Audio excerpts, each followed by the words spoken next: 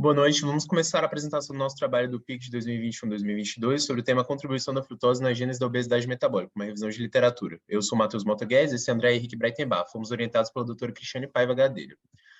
Vamos começar a apresentação enumerando alguns números de relevância desse assunto.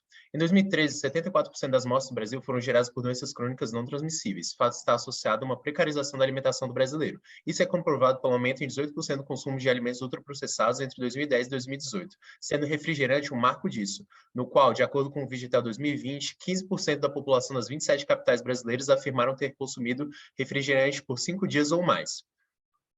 Com base nisso, nós fizemos alguns objetivos gerais específicos, tendo o objetivo geral, a correlação da frutose e o ácido úrico na gênese da obesidade metabólica, e os objetivos específicos, conhecer o metabolismo da frutose, escrever a correlação do metabolismo da frutose e o metabolismo das purinas, explorar os mecanismos relacionados ao consumo excessivo de frutose, níveis séricos elevados de ácido úrico e a obesidade metabólica, e identificar perspectivas futuras na abordagem da obesidade metabólica.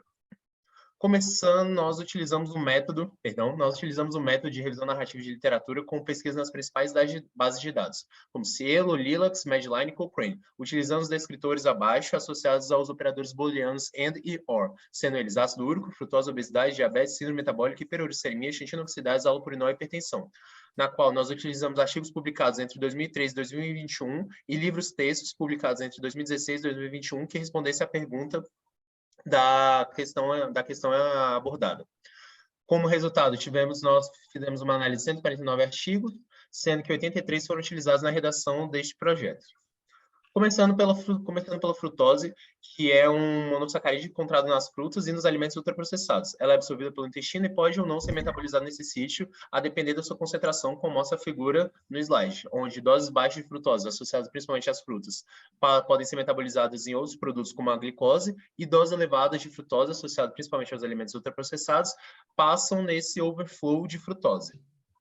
Após essa passagem sanguínea, ela vai direto para o fígado, onde sofre seu principal metabolismo, sendo que esse metabolismo tem características peculiares que a diferem dos demais metabolismos dos outros carboidratos, como o fato de gerar diminuição da energia celular, o que aumenta a produção de purinas, dentre eles principalmente o ácido úrico, e ativar algumas enzimas lipogênicas, como mostra a imagem, a CREBP e a SERBP1C, sendo correlacionados principalmente ao aumento de lipídios viscerais e a ativação de um perfil subinflamatório, onde esse perfil vai ser relacionado a vários fatores da obesidade metabólica, como a dislipidemia e a resistência insulínica. Bom, como exposto, então, a frutose é capaz de causar um aumento do ácido úrico sérico. Isso, por sua vez, é capaz de causar uma série de consequências deletérias, sendo uma delas o aumento da pressão arterial, que com o tempo pode resultar em hipertensão arterial sistêmica. Isso é melhor visto na população pediátrica, em que temos várias revisões demonstrando uma relação quase linear entre a pressão arterial e os níveis de ácido úrico sérico, como visto na imagem em questão.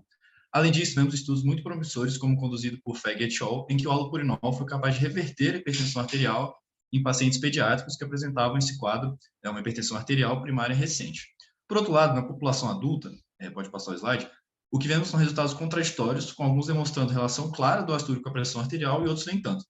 Isso se deve provavelmente ao mecanismo fisiopatológico proposto para explicar a relação do ácido úrico com a hipertensão arterial sistêmica, em que teríamos dois passos, sendo o primeiro reversível, portanto sensível aos medicamentos abaixadores de ácido úrico, e uma segunda fase com lesões fixas, obtida após anos de ácido úrico elevado, sendo por isso essa segunda fase irreversível sendo mais vista em adultos e não responsiva a medicamentos. Além disso, ressalta que tais mecanismos de injúria renal expostos na imagem explicam também a relação dos níveis de ácido úrico sérico com a doença renal crônica que encontramos em nossa revisão. Pode passar. Por último, ressalto que a frutose também pode diretamente influenciar níveis pressóricos através de vários mecanismos, como aumento da insulina e da endotelina 1. Concluindo, portanto, vemos que o metabolismo diferencial da frutose leva ao aumento do ácido úrico e de enzimas lipogênicas, como a CREB e a SREBP, as quais são elementos-chave entre a correlação entre o ácido úrico, a frutose e a obesidade metabólica, pois elas estão relacionadas ao aumento de mediadores inflamatórios e da adiposidade visceral. Além disso, em relação ao ácido úrico, vemos que esse pode levar a uma série de consequências, como pressão arterial elevada, doença renal crônica, que são evidências que encontram-se mais fortes na população pediátrica. Em relação aos nossos agradecimentos principalmente à doutora Cristiane Elisiane, e principalmente ao Dr. Richard J. Johnson, em pediatria, que foram nossas grandes inspirações para esse estudo. E, por último, essas foram nossas referências. Muito obrigado e boa noite.